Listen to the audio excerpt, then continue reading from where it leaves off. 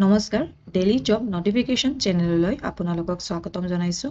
আজি নতুন এটি জব ইনফৰ্মেটিভ ভিডিঅ' লৈ আহিছোঁ। মই আজি আলোচনা কৰিম ভাৰত সংচাৰ নিগম লিমিটেড BSNLৰ কিছুমান ৰিক্ৰুইটমেণ্টৰ বিষয়ে।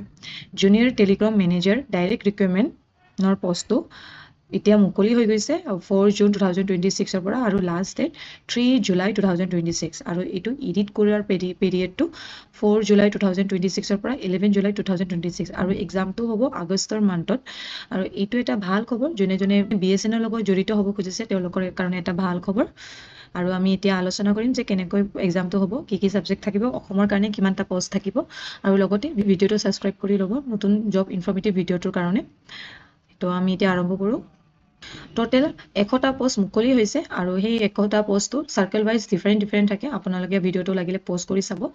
মই এতিয়া অকল অসমৰ কথা আমি আলোচনা কৰিম।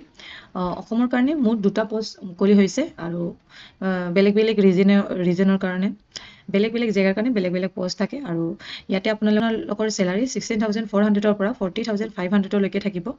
আৰু ইয়াতে আপোনালোকে প্ৰিফাৰেঞ্চ দিব লাগিব আপোনালোকৰ কোনটো চাৰ্কেলত দিব খোজে। ইয়াতে চাৰ্কেল ৱাইজ আপোনালোকৰ পোষ্টবোৰ আছে, আপোনালোকে সেইটো মতে ইয়াতে প্ৰিফাৰেঞ্চটো দিব। ৰাজস্থান হ'লে ৰাজস্থান বা অসম হ'লে অসম। নেশ্যনেলিটি ইণ্ডিয়ান হ'ব লাগিব আৰু এডুকেশ্যনেল কোৱালিফিকেশ্যনটো মই কৈ আছোঁ, মিনিমাম এজ লিমিট 20ৰ পৰা আৰম্ভ কৰি 30ৰ ভিতৰত থাকিব লাগিব। আৰু ইয়াতে কেটেগৰী ৱাইজ ৰিজাৰ্ভেশ্যন আছে, আপোনালোকে এবাৰ চাই ল'ব ভালকৈ। চিলেকশ্যন প্ৰচেছটো 3টা প্ৰচেছৰ বেছত হ'ব। ফাৰ্ষ্ট আপোনালোকৰ MCQ টাইপৰ কম্পিউটাৰ বেছ এক্সাম হ'ব আৰু তাৰপিছত ডকুমেণ্ট ভেৰিফিকেশ্যন আৰু তাৰপিছত মেডিকেল টেষ্ট এটা হ'ব। ইয়াতে একো পাৰ্চনেল ইণ্টাৰভিউ নালাগে।